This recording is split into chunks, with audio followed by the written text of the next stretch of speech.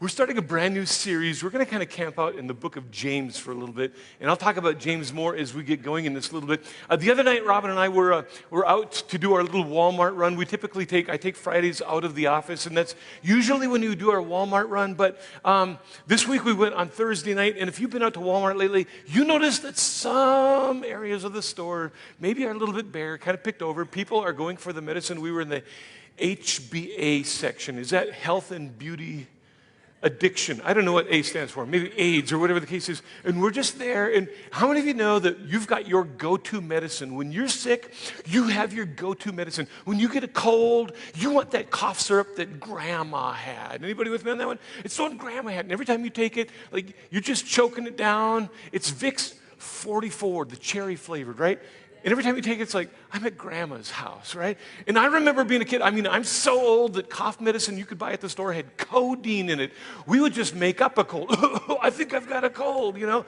But you've got your go-to medicine. Whenever you're sick, whatever pain reliever you've got a topical cream. You've got your essential oil. Maybe it's motor oil. Maybe it's dirt, duct tape. I don't know what it is. But there's this one thing that when you're sick, it's your medicine. And you know how people are when someone's got a cold, they got the flu, they got something going on. It's like, oh, you need to try this because you believe in it. And you know, I'm going to tell you something really, really profound this morning. So if you're looking for super, super deep stuff, probably a different church in town is preaching deep stuff. I'm just going to tell you, this is what I've learned about medicine. Here's what I know about it. It does you no good unless you take it. Are you with me on that one? Like, that is so profound, isn't it? It's only useful when you take it. The only time medicine will do you any good is when you put it on your skin or put it in your mouth. And you know, no matter how much you believe it, you can talk about it, you can promote it, you can stock up on it, you can stock it, you can look at it, you can smell it, you can eat it, you can do all these things. But until you consume it, that medicine does you absolutely no good whatsoever. You can believe in it, you can read the label, you can see the ingredients, you can tell your friends about it, but until you consume it, apply it, it does no good to you. And you know what?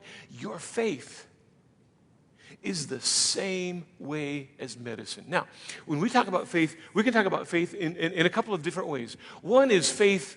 Faith can be a verb or a noun. Remember verbs from English? It's an action word. And we can act on our faith. I can believe in something. And then faith can also be a noun. And I'm going to talk about the noun faith for a little bit. We would say to somebody, how are you doing on your faith journey? Tell me about your faith background. We want to know where you're at in a relationship with God. So when we talk about faith for the next little bit, it's just kind of this belief system that we have. All of us have a belief system. That's probably why you're in church today. It's why you're watching us online. It's why you're checking us out on the web. There's some belief system that's there. I don't know where it's at, but you're on a faith journey. And so let's talk about that faith for a little bit. That the hope is that this faith, this thing that you believe, the thing that you believe now gets implemented and put into practice in your life. Now, for some people, maybe for a lot of people, maybe for you this morning, maybe this is in your past, faith was nothing more than information. That's all it was to you. That was kind of my background. It was just information. That faith was kind of relegated to a building in Williston, North Dakota, where I attended church, but there was no connection between faith inside that church and how I lived my life outside of the church. There was no connection between the two. Faith was just this thing that was kind of segmented for 1 hour on a Sunday morning. But the guy James that we're going to read to says, no, faith kind of translates into every part of our life. It's not just information. For others of you, faith was information that came about in your life through some experience that you went through. We can do this even within our own movement, within our own church, that we just hope that our kids get faith. We want them to have a faith. Whatever that means. We haven't defined it for our children. We're not really sure. So we send our kids off to camp. They go to KidCon. They go to Vacation Bible School. They go to a summer camp. And we're hoping that at some point in that camp, our child is going to walk down to the front, kneel at the front of the church, and they're going to say yes to Jesus and get their faith. Because once they get their faith, oh, good, then they're in. And we're just, whew, I did my job as a parent. They got their faith. For others of you, you've grown up in a church where faith meant getting thrown into some water, sprinkled with some water, dipped with some water. We just got to get some water on that little baby, because once they get water on that baby's going to have faith, and that baby's going to be safe, and that baby's going to be okay for the rest of its life. If that baby should die, that baby's going to get to heaven. So we just got to bet some faith to that baby. For others of you, maybe you grew up in a church background where faith was all about doctrine. It's what you believe. This is what we believe. This is our doctrine. And if you abide by the doctrine and hold to the beliefs of our church, you got the faith. You're going to be in. The other church down the street, that's what they preach, and this is their belief system. That's not what we believe. I just want you to know what we believe, so you believe the right thing, because if you believe the right thing, you'll have this faith. And maybe it's because faith and life were so disconnected, you got turned off from church. In fact, you met people that you really weren't sure who they were, because when they were inside the walls of the church, well, they had faith. I mean, they sang the songs and they used the church language, but then as soon as they stepped outside the doors, it's like they just turned into a whole other person. They're like somebody completely different. So it was almost as if, well, faith was for inside the church, and then outside the church, there's just life. I mean, life and faith are two separate things altogether. And so for the next few weeks, we're going to talk about what James has to say about faith and how we walk out our relationship with God on a day-to-day basis. James is kind of a fun book. And I say it's fun because you don't have to be just like a biblical scholar to understand what James says in this letter. James writes a letter to a church in Jerusalem to a bunch of Jewish people. And the struggles they were having inside the church are no different than people are having today. We think that James is possibly the half-brother of Jesus. That might be new news to some of you. Jesus was obviously the firstborn to Mary. There was Joseph and Mary and the Immaculate Conception. Jesus is born, and then Joseph and Mary consummate the marriage after the birth of Jesus, and they had other children. And we think that James is one of those half-brothers to Jesus, which is significant because at the beginning of this letter that James writes to the church, he said, "My name is James, and I'm a bondservant or a slave to Jesus." How many of you would ever say that about one of your siblings? I'm a slave to my older sister or my older brother. Like, forget it, drop dead. But James came into this realization that there was something about the life of Jesus that changed his life, and it could change your life as well. And so James really says this. He's kind of addressing this question for us. Is it possible for us to believe all the right stuff, but still not live any differently? See, we can believe all the right stuff. I think that you're here this morning because you probably believe the right stuff. Is it possible that we can believe the right stuff and still not live any differently from people who have no belief in the right stuff? Instead of just believing in the right stuff, we would start also practicing the right stuff. And so the book of James is only 5 chapters long. It might take you 10 minutes to read. You could read this. And James kind of camps out on some subjects and topics that are still so relevant today. And I love this book because every time I read it, I learn something new. And sometimes when I read it, I say, ouch. And so we're going to start in James chapter 2, and we're going to kind of start in the middle of his letter, camping out on this whole thing about practicing what we believe. And so if you brought a Bible, James is way towards the end of your whole Bible. You get to James, and there's only a couple of books left after that. So if you want to find James chapter 2, we'll also put the scriptures up here on the screens as well. So James chapter 2, beginning in verse number 14, James starts out with a question. He says, "What good is it, dear brothers and sisters," he's talking to church people now, "if you say that you have faith, but you don't show it by your actions?" Notice the contrast right there. You say one thing, but what are you doing? You say that you have faith. You say that you believe the Bible is true. You say that you believe that there is a God. You say that you believe in the resurrection. You say that you believe in Jesus. But let me ask you this. You say all of that. How does that transmit to your life? Are you showing by the way you live your life that you really believe in what you say you believe? And then he kind of asks one more question. He says, can that kind of faith save anyone? In other words, you believe all the right stuff. You can believe all the right stuff and still live so wrong.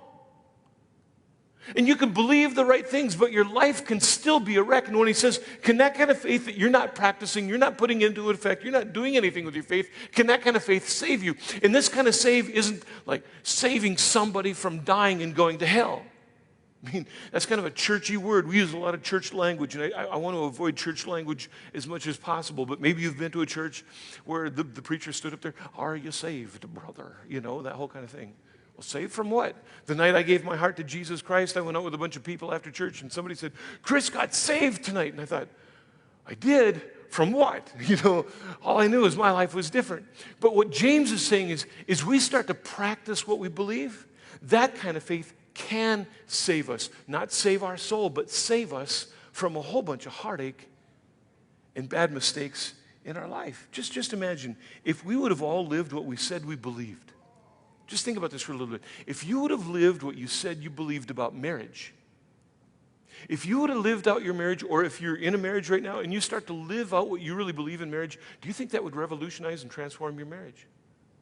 I know you got a lot of beliefs about marriage, but are you implementing that? Do you put that into effect in your marriage? What about how you think about money? I believe this about money, and I think, yeah, every time I hear a sermon on money, yep, he's right, and yet you're still up to debt just like crazy. You told the lie. You stole some things. You embezzled money from the business. You're in a relationship that you regret. You believed all the right stuff. You shouldn't do this, and you need to do this. You believed it, but you didn't do anything about it. You slept with him. You slept with her. You took the drug. You got involved in this whole kind of thing. It just goes on and on and on. This is just practical, everyday living. Isn't it true that the deepest regrets you have in your life isn't because you believe the wrong thing, it's because you believe the right thing, but you did the wrong thing. And we have the deepest regrets in our life because we didn't live up to our own convictions and what we believe to be true. You went to the seminars, you bought the books, you got the brochures, you got the VHS tapes, you got all this stuff, and yeah, they're absolutely right. But you did nothing with it. And then James, he says, all right, if you don't understand what I'm talking about, let's make this really practical. Now go back in the day that James wrote this letter, a couple thousand years ago. You were either very wealthy or you were very poor. And the people that he's writing this letter to, they would have recognized the poor people. People that had no food, no clothing. They would have seen this. They probably walked past them to get into their church building. And so he says this in verse 15. He says, let me give you an example of what I'm talking about. Suppose you see a brother or a sister who has no food or clothing. And they would have thought, well, yeah, that's a possibility. That's a reality. He says, now, remember, we're trying to combine faith and actions here. So you see this person that has no food, no clothing, and he goes on to say in verse 16, and you just say, hey, goodbye, have a nice day, stay warm. Hope you enjoy your food. He says, look. And then you don't give that person any food or clothing. Like, what good does that do? And we all read this and go, well, duh. I mean, we just totally understand that. And you know what? You can believe that person needed the help. You could even get emotional about it. Did you see that person coming? Oh, I know, it was horrible. And you all sit around and suck down your beverage from the coffee shop and eat your donut, right? That's just awful that they're living that way. James says, yeah, but when you don't act on what you believe, you're doing the same thing. It might not be with a poor person that doesn't have any food or clothing, but it's your own life. It's the forgiveness that you need to offer. It's the reality that you need to accept. You believe that you're supposed to do this, but you're not doing any of it. And the same thing can happen in our lives. We can get emotional about the things that we need to change. We can go to church and we can have an emotional experience in church. Pastor preaches a sermon and we're at the altar, we're sitting in a chair and we're, man, oh, that was a great, that was an emotional experience for us. He is so right, so right. Oh, God, you're so right. And then we walk out the doors and nothing changed. James says, yeah, let's not do that. We need to act on what we believe to be right. So he says in verse 17, he says, look, so you see, faith by itself really isn't enough. It's just not enough unless it produces deeds. Otherwise, it's just dead and useless. It's just dead and useless faith. You can believe all the right thing. Look, if there's no fruit from your faith, it's just facts. If there's no fruit from your faith, it's just facts. Just now, as he's writing this letter, he already knows the arguments that people are going to have because this letter would have been written by James. It goes to Jerusalem and it's read in front of the whole church. And he's talking about you need to combine faith and actions and do all this kind of stuff. And he already knows how people are going to respond to what he's saying. James or Pastor Chris, like, don't get up in my grill and start messing with my marriage, my habits, my private life, because that's my stuff. That's not your stuff. That's not public stuff. Don't be messing with this stuff. I believe the right stuff, just leave me alone. So James, as he writes this letter, he understands people are going to respond that way, so he brings kind of an imaginary person into the story so he can kind of make his argument a little bit more. So he's just addressing the people that say, look, don't start with me, Pastor, on how I live my life. Don't start with me on my morality. Don't start with me on my whole spending habits. Look, I believe in separation of church and state. You live your life, Pastor. Your truth is your truth, and my truth is my truth. I mean, that's the world that we live in. You just stay in your lane, Pastor Chris, and I'll stay in my lane. And James, he admitted that's going to happen. So look what he says in verse 18. So somebody might say, there's this imagined person, well, James, some people have faith and other people have good deeds. Like, James, you can preach your sermon all you want to. Some people are those good deeds people, and some of those are those faith people. I might not look very deep. I just don't talk a lot about my faith, but I'm pretty deep in faith, Pastor. You just don't know me. I mean, yeah, there's those people that greet people at your church and change little smelly diapers. Those are the deeds people. I'm not a deeds person. I'm a faith person. That's who I am. You really don't know who I am. You don't know what I believe, so don't mess with my morality. Just leave me alone. I'm one of those faith people. It really doesn't matter what you do in life, Pastor, as long as you believe right. And I believe right because I believe the Bible is true, and I believe Jesus died, and I believe in a God. You know what? I used to believe that way too. Here's some of the belief system. Maybe you know people that believe this. I believe things like this. Look, as long as nobody gets hurt, what does it matter what I do with my life? If I really love her, what does it matter if I sleep with her? Look, if I believe in God, it doesn't really matter what I do on Friday night or Saturday night. As long as I get up and get to church and pray and get to church on Sunday morning, it doesn't really matter. Because when we think that way because there's such a separation, in our mind at least, between God and life. And James goes, no. The two are married together. The two are married together. After all, Pastor, Jesus died and he took my sins away. And if he took my sins away, I don't have any more sins, so it really doesn't matter what I do as long as I believe in God or get baptized or believe the right things or get to camp and say yes to God. And James goes, no. It's deeper than that. It's more than that. He goes on to say in verse 18, but I say, here's my argument. You can say, there's faith and there's deeds. But James says, how can you show me your faith if you don't have good deeds? He says, I'll show you my faith by my good deeds. You can say all that you want to, but I've got to see something lived out in your life. I don't even have to tell you what I believe. Just watch my life because I live it out for all of you to see. It's just there. What you live really proves what you believe. You look great in church. I'm just saying, you all look great in church. You don't believe me, do you? You all look great in church. But I thought about this a little bit. I thought, I like my imagination to just kind of roll for a little bit when I put these messages together. I thought, you all look so good here. But let me come and ride in your car with you on the way home from church today. Let me hear your conversation. What are you guys going to talk about? What are you going to watch when you get home today? Tell me about the conversation that you had last night. What have you been talking about with your family members? What have you been hiding that nobody else sees in your house? Just let me come and job shadow you for a day. Any volunteers? I didn't think so. Okay. Just that's why I say there's got to be a combination of faith and works that come together. We can look good here, but how do we live out our lives? I can tell a lot about a person by how we spend our time, how we spend our money, and where we put our emotional efforts and what we say about people. I'll tell you if your faith transmits into everyday life. Just let me follow you around for a little bit, That's just reality. And then James, he goes back to this this thing about just believing the right information. Look, you say, I believe the right information. James, he's going to camp out on that for a little bit. Look what he says in verse 19. You say that you have faith because you believe that there's this one God. You know what? And that is right. He's speaking to a polytheistic culture. He's speaking to a culture that had a God for everything. And suddenly these believers, these Jews, they came into a relationship with God and they believed, all right, there's just one God. Or maybe they thought, because there's one God, that makes me more right with my information than all these other dumb losers around me. So James says, all right, you've got the right information. You believe there's one God. Good for you.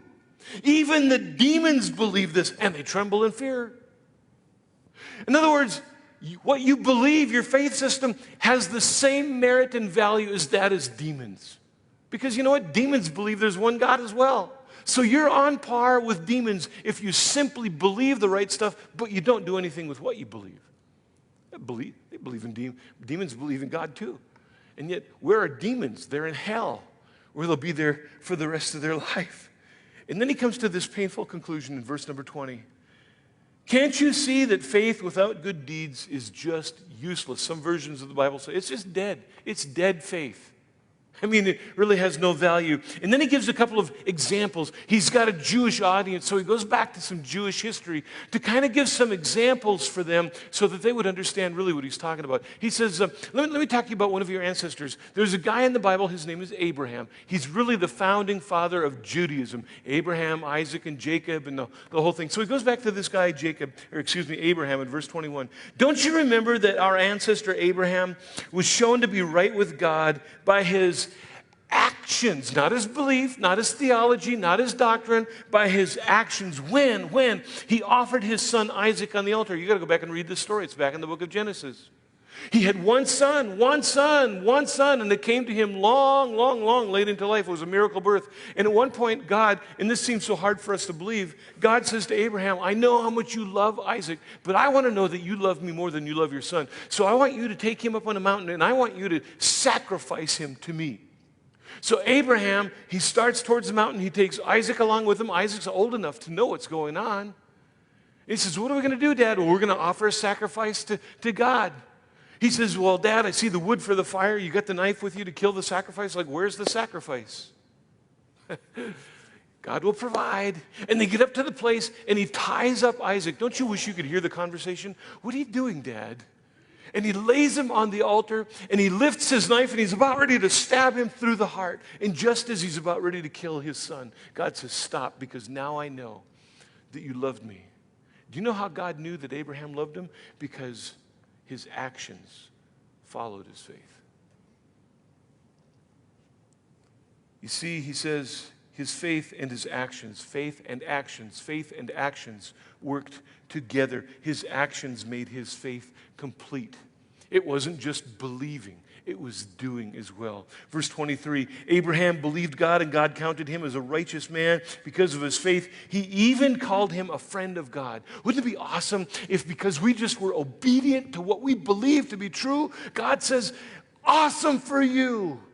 And we could be considered a friend of God as well. So verse 24, you see, we are shown to be right with God by what we do, not faith alone. You can believe all the right stuff.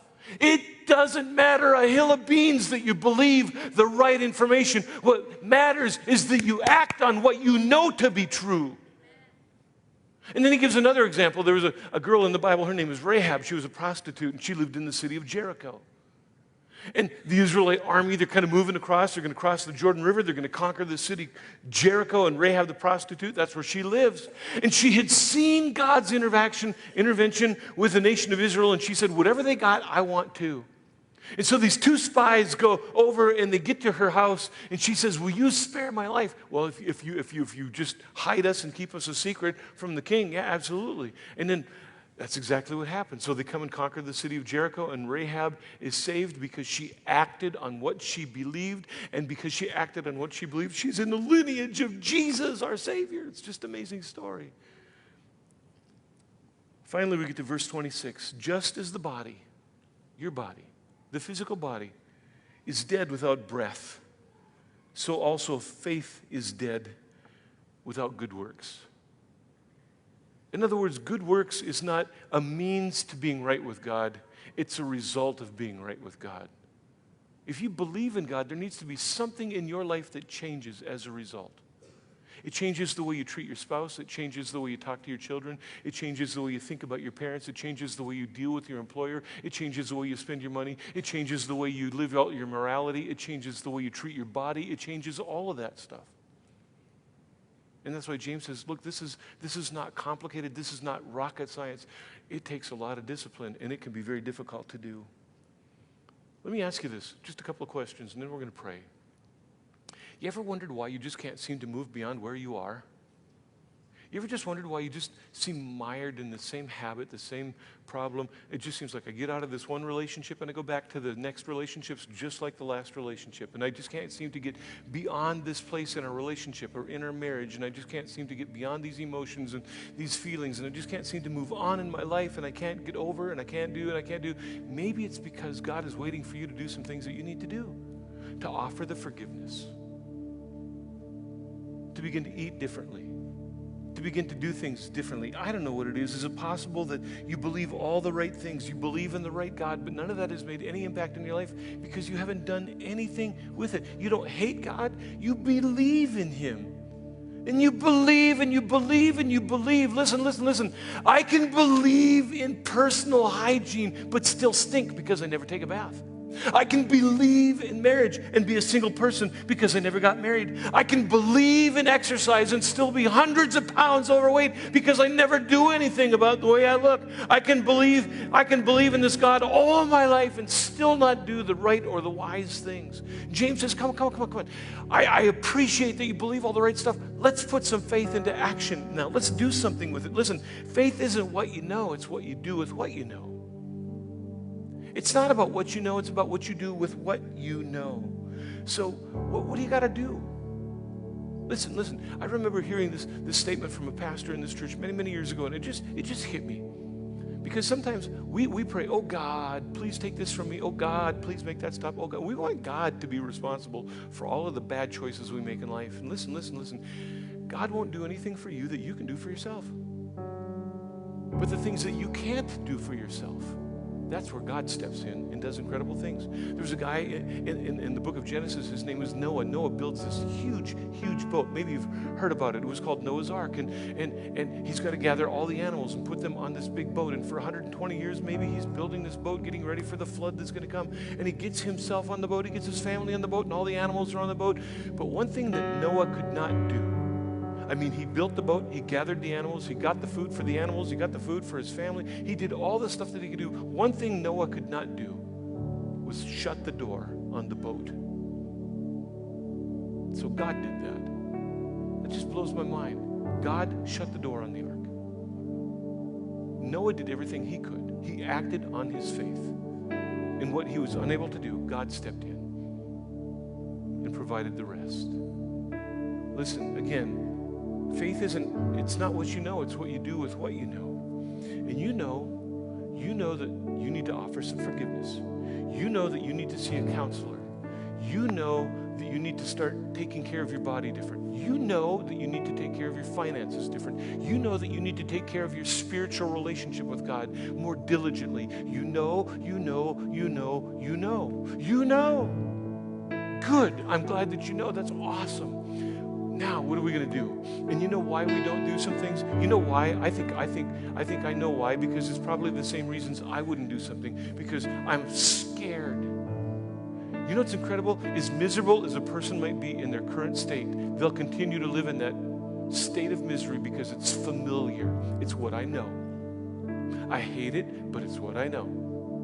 And to do anything differently is going to freak me out. I think another reason we don't make changes is because, can we be honest? We're just rebellious. Don't tell me.